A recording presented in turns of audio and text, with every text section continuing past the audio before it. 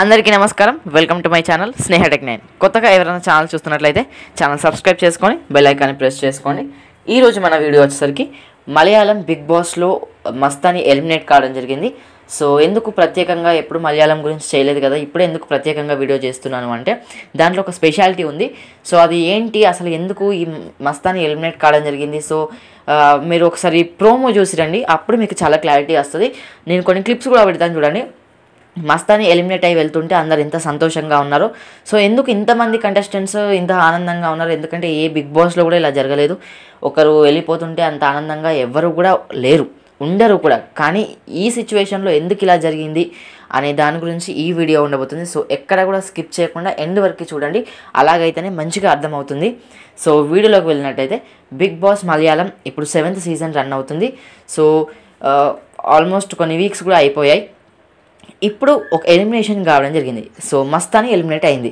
మస్తాని కంటే కూడా ఇంతకు ముందు ఎలిమినేషన్ అనేది ఒకరు కావడం జరిగింది. ఒక ఎలిమినేషన్ కాగానే మస్తాని తను చేసిన ఓవర్ యాక్షన్ అంతా ఇంత కాదండి.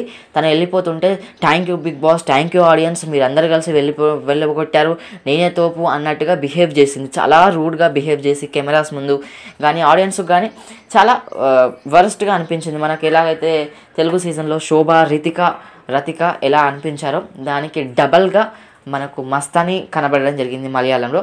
సో అందుకనే మంచి హిట్ అవుతుంది సీజన్. కానీ సో అట్లాంటి కంటెస్టెంట్స్ని చూస్తే కొన్నిసార్లు అనిపిస్తుంది, సో ఆ కంటెస్టెంట్ ఎలిమినేట్ కాగానే నేనే గొప్ప అన్నట్టుగా తను బిహేవ్ చేయడం జరిగింది.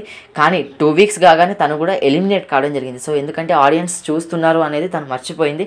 ఆడియన్స్ ఎప్పుడైనా కూడా మన బిహేవియర్నే చూస్తారు, గేమ్ని మాత్రం చూడరు అనేది ఎప్పుడైతే గుర్తుపెట్టుకుంటారో అప్పుడు మాత్రమే గేమ్ అనేది, ఓట్స్ అనేవి అంత బాగా వస్తాయి. లేదు నేనే తోపుని అన్నట్టుగా బిహేవ్ చేస్తే ఎప్పుడైనా కూడా ఇలా ఎలిమినేట్ కావాల్సిందే. అందుకనే కో కంటెస్టెంట్స్ ఆర్యన్ తన పేరు చూడండి, తను అసలు ఇక తన ఆనందం పట్టుకోలేకపోతున్నాడు, ఎగిరి గంతేస్తున్నాడు తిను ఎలిమినేట్ కాగానే.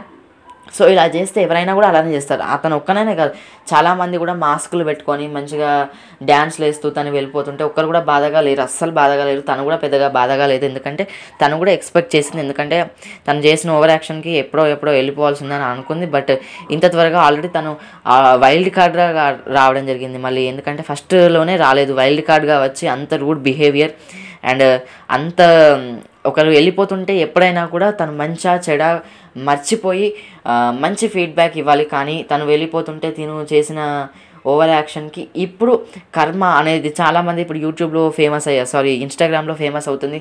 కర్మ అంటే కర్మ అంటే ఏం లేదండి, మనం ఏం చేస్తామో మనకు అదే వస్తుంది అనేది దాని మీనింగ్. సో తను ఏం చేసిందో తనకి మళ్ళీ అదే వచ్చింది అనేది చాలామంది ఫీల్ అవుతున్నారు. సో మీ ఒపీనియన్లో మీరు ఏమంటారు? ఎప్పుడైనా కూడా మనం ఒక సక్సెస్ పొజిషన్కి వెళ్ళగానే పెద్ద గొప్ప అని మనం అనుకుంటే ఖచ్చితంగా ఇలాగే అవుతుందని నా ఒపీనియన్. ఎందుకంటే మనకంటే తోపులు, మనకంటే బెస్ట్ వాళ్ళు చాలామంది ఉంటారు. సో ఒక హౌస్లోకి వెళ్ళి మనకంటే ముందు ఎలిమినేట్ అయ్యారు కదా అని వాళ్ళని కించపరచడం, ఎందుకంటే వాళ్ళు వైల్డ్ కార్డ్లో వచ్చే అవకాశాలు కూడా ఉంటాయండి. ఎలిమినేట్ కాగానే వాళ్ళు బయటికి వెళ్ళిపోయినట్టు కాదు, నెక్స్ట్ సీజన్లో ఇంకా ఛాన్స్ ఉండే అవకాశాలు ఉన్నాయి.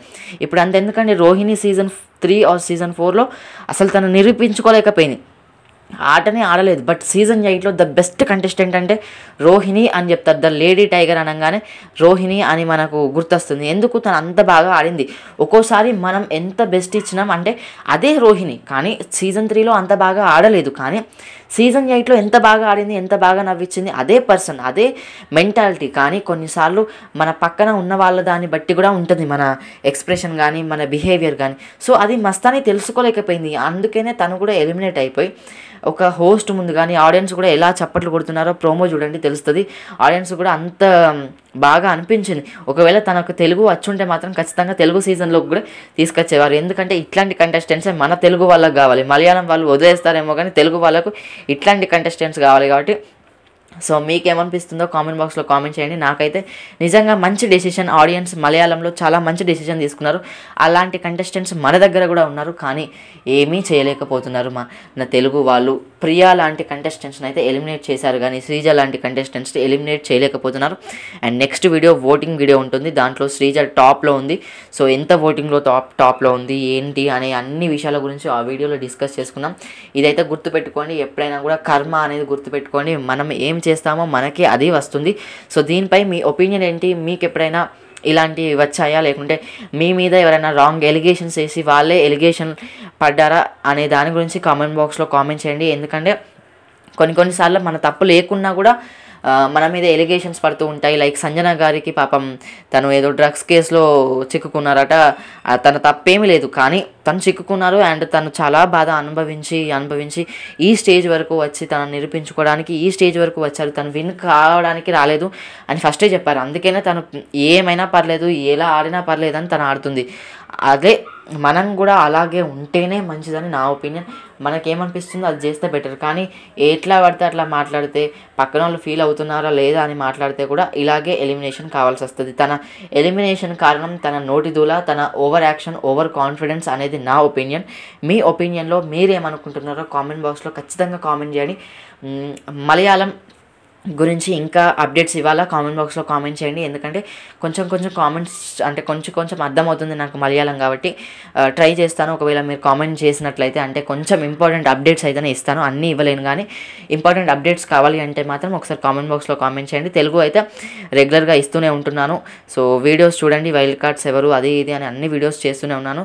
So thank you for watching. మీరు ఇలాగే నాకు సపోర్ట్ చేస్తూ ఎప్పటికప్పుడు వీడియోస్ చూస్తూ ఉండాలని కోరుకుంటున్నాను. Thank you for watching. Thank you.